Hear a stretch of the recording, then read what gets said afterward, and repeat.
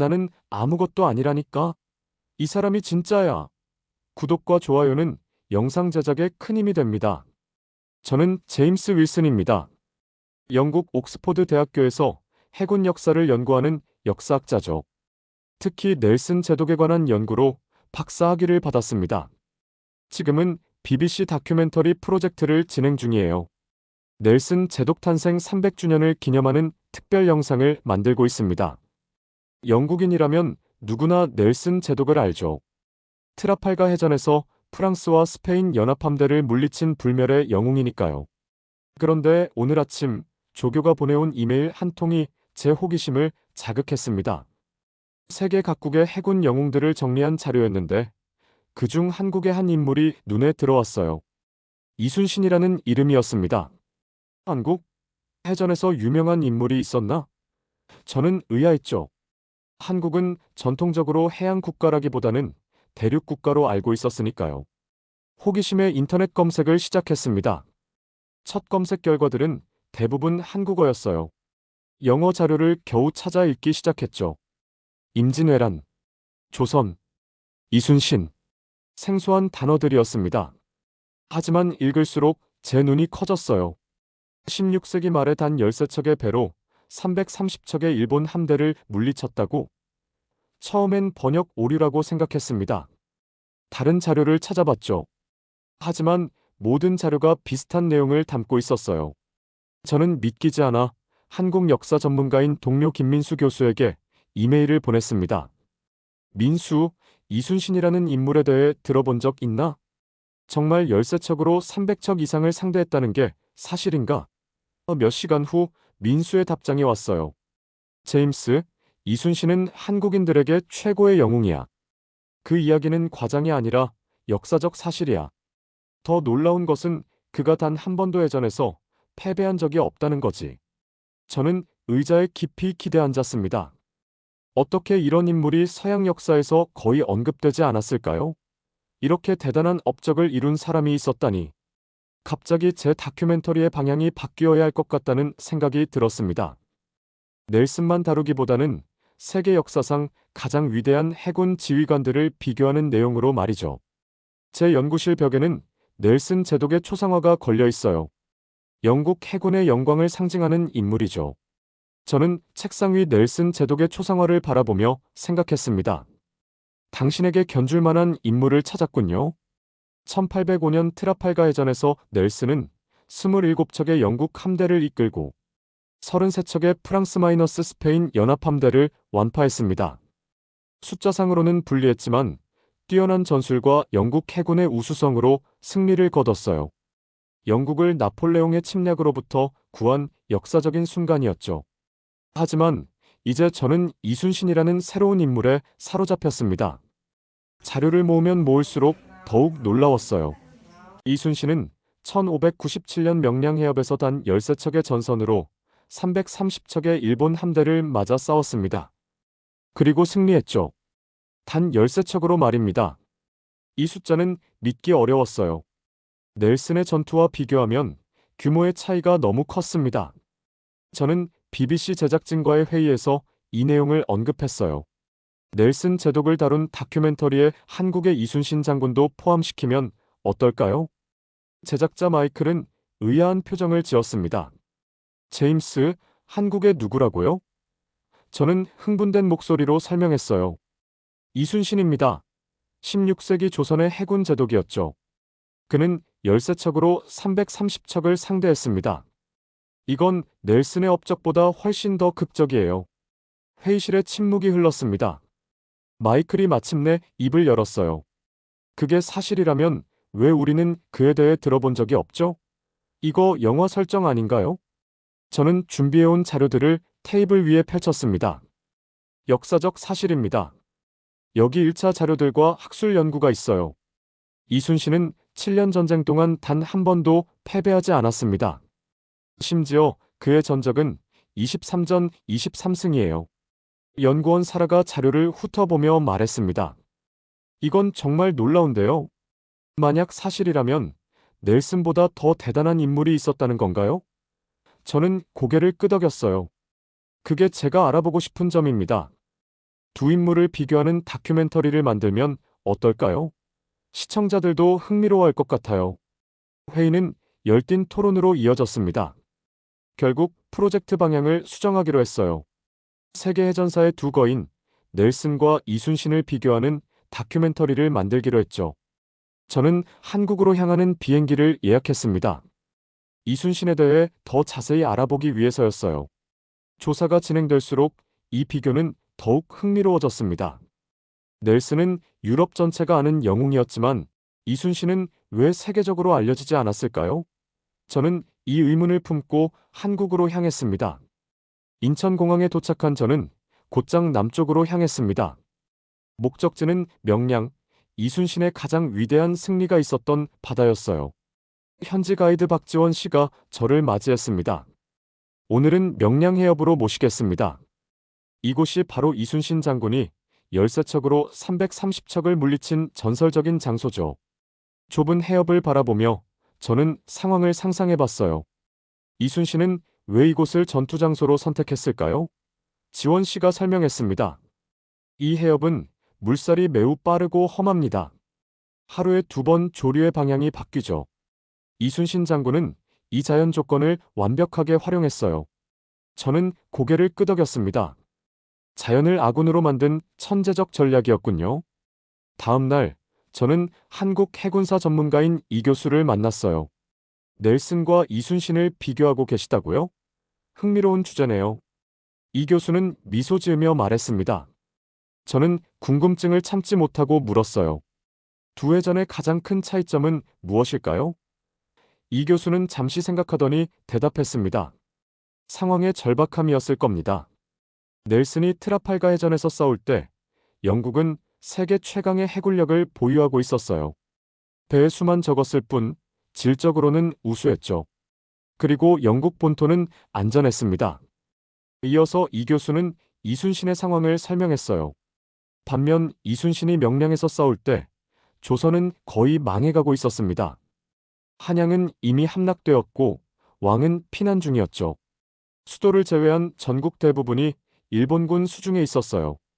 게다가 13척 중에서도 판옥선은 단 12척뿐이었습니다. 저는 충격을 받았습니다. 잠깐, 그럼 이순신이 훨씬 불리한 상황이었단 말이군요.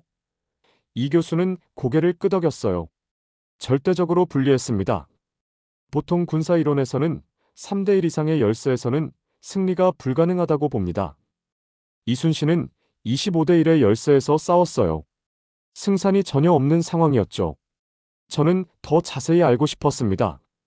어떻게 승리할 수 있었을까요? 이 교수는 해협의 지도를 펼쳤어요. 이순신은 조류가 바뀌는 시간을 정확히 계산했습니다.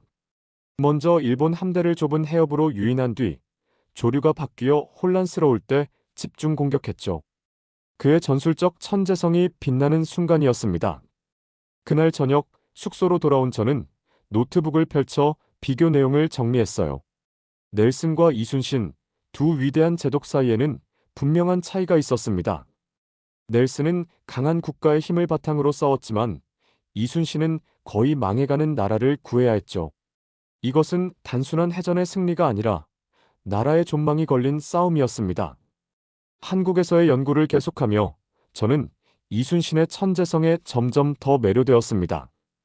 통영의 이순신 기념관을 방문했어요.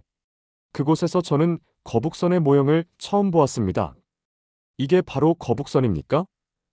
학예사는 자랑스럽게 고개를 끄덕였어요. 네, 이순신 장군이 직접 설계하고 건조한 세계 최초의 철갑선입니다. 저는 놀라움을 감추지 못했죠. 이순신이 직접 설계했다고요? 학예사는 설명을 이어갔습니다. 이순신 장군은 단순한 군인이 아니었어요. 그는 과학자이자 발명가, 전략가, 행정가였습니다. 거북선은 그의 창의성이 빛나는 결과물이죠. 이 사실은 저에게 큰 충격이었어요. 넬슨은 위대한 전술가였지만 그는 영국 해군의 시스템 안에서 일했습니다. 영국 해군성의 지원과 함께 많은 부하 장교들의 도움을 받았죠. 하지만 이순신은 거의 모든 것을 혼자 해냈다는 사실이 놀라웠어요.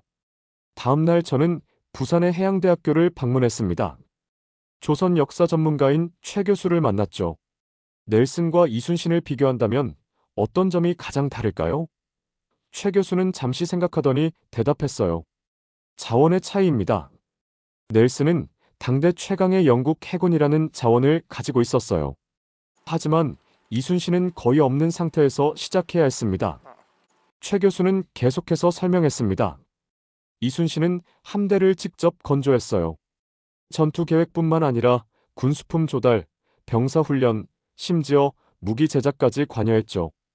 그는 해군 제독이면서 동시에 공학자, 병기 제작자, 병참 장교의 역할을 모두 수행했습니다.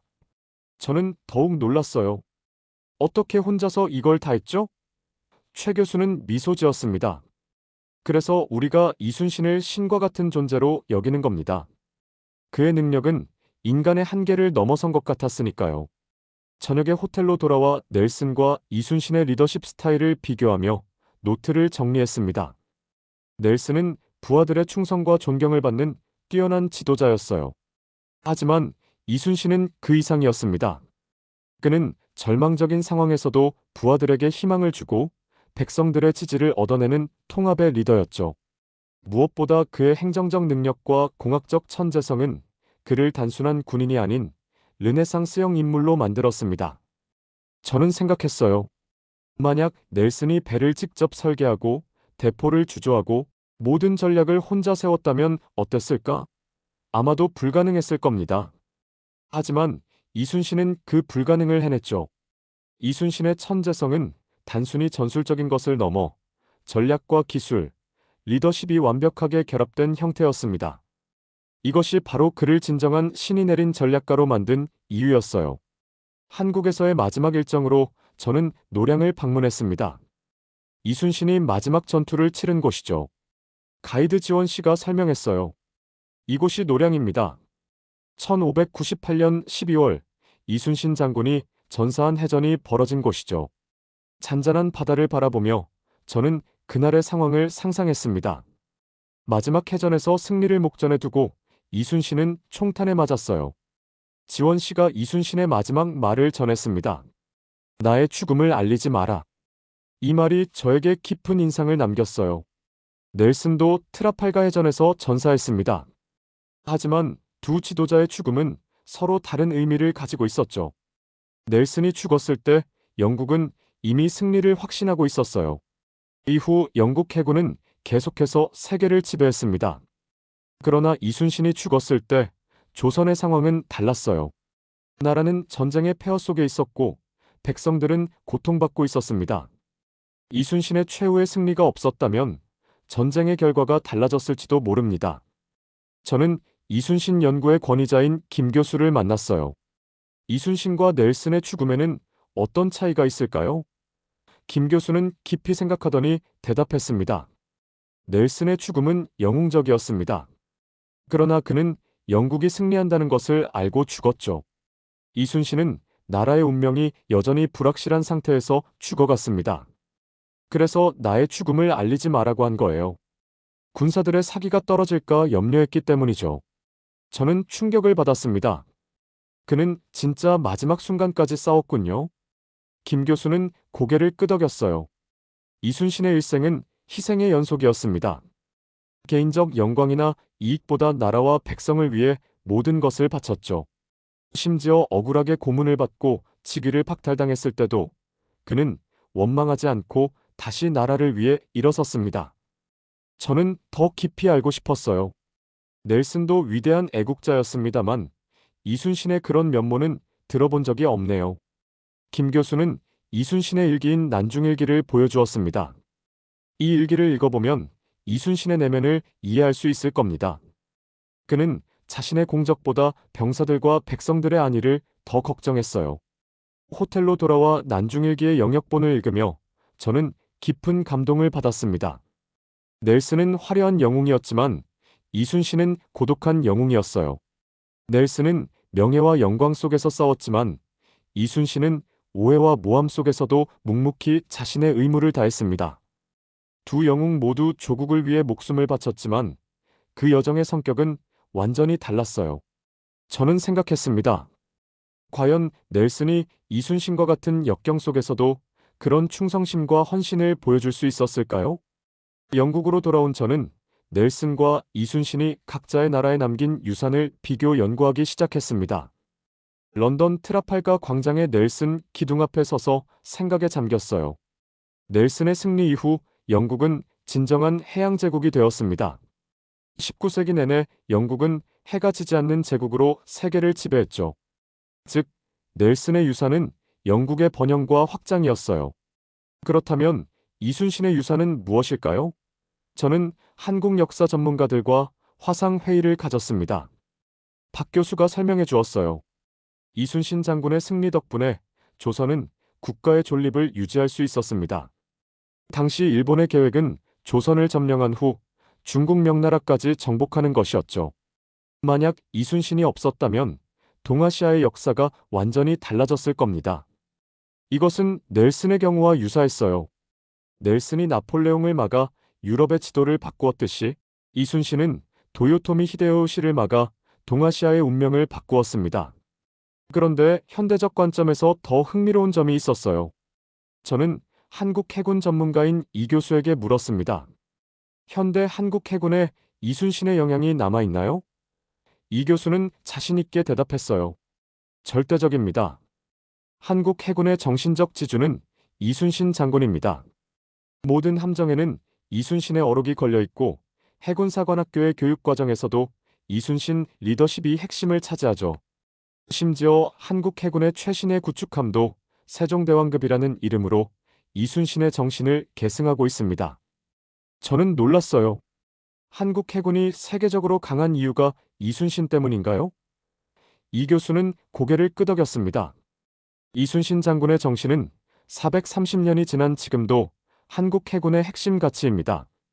충무공 정신이라고 불리죠. 넬슨도 영국 해군에게 여전히 큰 영향을 미치고 있지만 400년이 넘는 시간 동안 한 인물의 정신이 이렇게 생생하게 이어지는 경우는 드물다고 생각했어요.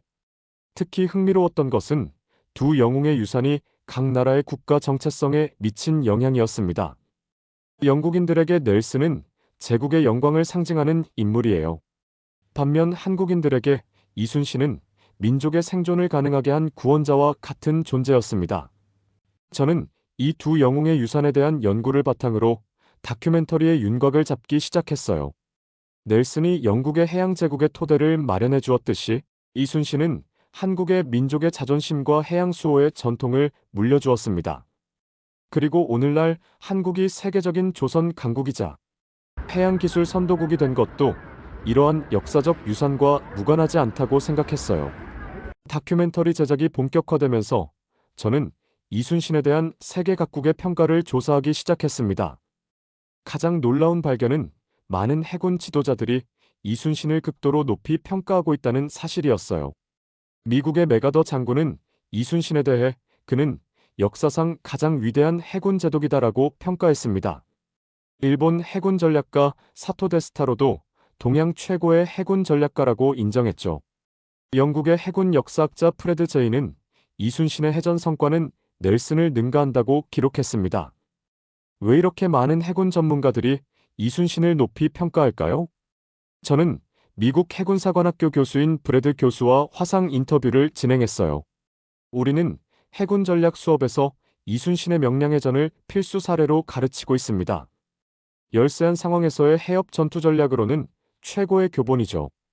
브래드 교수의 말에 저는 더욱 궁금해졌습니다. 이순신은 왜 서양에서 넬슨만큼 유명하지 않을까요? 브래드 교수는 한숨을 쉬며 대답했어요. 서구 중심적 역사관 때문입니다. 우리는 오랫동안 유럽 중심으로 세계사를 바라봤죠. 하지만 전문가들 사이에서는 이순신의 위대함이 점점 더 인정받고 있어요. 특히 놀라웠던 것은 일본인들의 평가였습니다.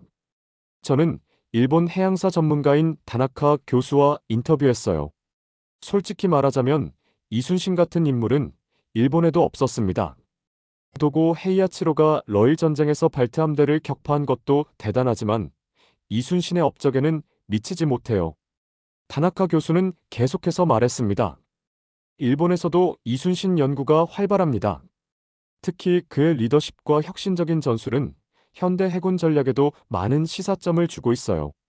러시아의 해군 전문가 페트로프 교수와의 인터뷰도 흥미로웠습니다. 저는 이순신과 우샤코프 제독을 비교 연구했어요. 둘 다 위대했지만 이순신이 직면한 어려움과 그가 이룬 성과는 비교할 수 없을 정도로 컸습니다. 이런 세계 각국 전문가들의 평가를 들으며 저는 점점 더 궁금해졌어요. 어떻게 우리는 이 사람을 몰랐을까? 특히 해군 역사를 전공한 저조차도 이순신에 대해 거의 알지 못했다는 사실이 충격적이었습니다. 세계사 교육에서 동아시아가 얼마나 소외되어 있는지 실감했어요. 다큐멘터리 촬영의 마지막 단계로 저는 세계 각국의 해군 사관학교에서 이순신에 대해 어떻게 가르치고 있는지 조사했습니다. 미국, 영국, 프랑스, 러시아, 중국 등 많은 나라에서 이순신의 전략이 교육되고 있었어요. 특히 명량해전은 열세한 상황에서의 해전 전략 연구의 필수적인 사례로 다뤄지고 있었습니다. 저는 이 모든 발견을 정리하며 생각했어요. 이순신은 단순히 한국의 영웅이 아니라 세계해전사에서 가장 뛰어난 제독 중 한 명으로 인정받고 있었습니다. 다만 서구 중심적 역사관 때문에 대중적 인지도가 낮았을 뿐이죠. 이제 저의 다큐멘터리가 이러한 불균형을 조금이나마 바로잡을 수 있기를 바랐습니다. 마침내 다큐멘터리 세계가 몰랐던 해전의 신 이순신과 넬슨이 완성되었습니다. BBC와 한국방송사 KBS의 공동 제작으로 양국에서 동시에 방영될 예정이었어요. 시사회 당일 런던의 상영관은 역사학자들과 해군 관계자들로 가득 찼습니다. 90분짜리 다큐멘터리가 끝난 후 객석에서는 긴 침묵이 이어졌어요. 그리고 갑자기 우레와 같은 박수가 터져 나왔습니다. 첫 번째 질문자는 영국 해군 소장이었어요. 이렇게 위대한 해군 영웅을 지금까지 모르고 있었다니 부끄럽습니다. 우리 해군 교육 과정에도 이순신을 더 비중 있게 다뤄야겠네요. 소셜미디어에서의 반응도 뜨거웠습니다. 다큐멘터리가 방영된 직후 이순신에 관한 검색이 폭발적으로 증가했어요. 트위터와 페이스북에는 수많은 댓글이 달렸습니다. 이건 진짜 영화로 만들어야 해. 한국에는 왜 이런 대단한 영웅이 있는 거야? 이순신을 검색해봐야겠다. 한 유명 역사 유튜버는 이렇게 코멘트했어요. 서양 중심의 역사관에서 벗어나 세계사를 더 균형 있게 바라볼 필요가 있습니다. 이순신 같은 인물이 서양에서 제대로 평가받지 못했다는 것은 우리 역사 교육의 한계를 보여주는 사례죠. 다큐멘터리 방영 이후 저에게는 전 세계에서 강연 요청이 쏟아졌습니다. 특히 미국과 유럽의 해군 사관학교에서 이순신에 대한 특별 강연을 요청했어요. 한국 방문 요청도 많았습니다. KBS와의 후속 다큐멘터리 제작도 논의 중이었죠. 저는 옥스포드 대학의 제 연구실 벽에 넬슨과 이순신의 초상화를 나란히 걸었어요. 두 위대한 제독을 연구하면서 저는 역사가 얼마나 편향될 수 있는지 깨달았습니다. 이순신은 넬슨과 비교할 수 없을 정도로 어려운 상황에서 더 위대한 승리를 이끌었지만 서구 중심의 역사관 때문에 그의 업적은 제대로 평가받지 못했어요. 한 달 후 한국 정부의 초청으로 서울을 다시 방문했습니다. 광화문 광장에서 이순신 동상을 바라보며 감회가 새로웠어요. 이제 이 동상은 단순한 관광 명소가 아니라 세계해전사에서 가장 위대한 제독 중 한 명을 기리는 상징으로 제 눈에 비쳤습니다. 한국 해군사관학교 방문 중에 한 생도가 물었어요. 교수님, 이순신 장군과 넬슨 제독 중 누가 더 위대하다고 생각하십니까? 저는 잠시 생각하다 대답했습니다. 역사에서 단순 비교는 어렵습니다. 두 사람 모두 위대했지만 제가 연구를 통해 깨달은 것은 이순신 장군이 훨씬 더 불리한 조건에서 더 큰 승리를 이끌어냈다는 사실입니다. 만약 그런 상황에서의 리더십을 기준으로 평가한다면 이순신은 단연코 세계해전사에서 가장 위대한 제독이라고 할 수 있을 것입니다. 귀국 비행기에서 창밖을 바라보며 저는 생각했습니다. 역사는 항상 새롭게 발견되고 재평가됩니다. 이순신의 위대함이 세계적으로 인정받기 시작한 것처럼 아직 우리가 모르는 위대한 인물들이 세계 곳곳에 있을지도 모릅니다. 다큐멘터리의 마지막 장면이 떠올랐어요. 광화문의 이순신 동상이 석양을 배경으로 서 있는 모습이었죠. 자막이 떠오릅니다. 이순신, 세계가 기억해야 할 불멸의 제도. 저는 이제 새로운 책을 쓰기 시작했습니다. 해전의 신 이순신이라는 제목의 책이죠. 이 책이 서양 세계에 이순신의 위대함을 더 널리 알리는데 기여하기를 바랍니다. 역사는 공정해야 하니까요. 오늘 이야기 어떠셨나요? 이순신 장군님의 위상이 어느 정도인지 알 수 있는 계기가 될 수 있지 않았나요? 이순신 장군님을 10만 원권에 넣어야 된다고 생각하신다면 좋아요, 구독 부탁드리겠습니다. 다음에 또 새롭고 재미난 이야기로 다음에 또 찾아뵙겠습니다. 지금까지 세상사 소리꾼이었습니다.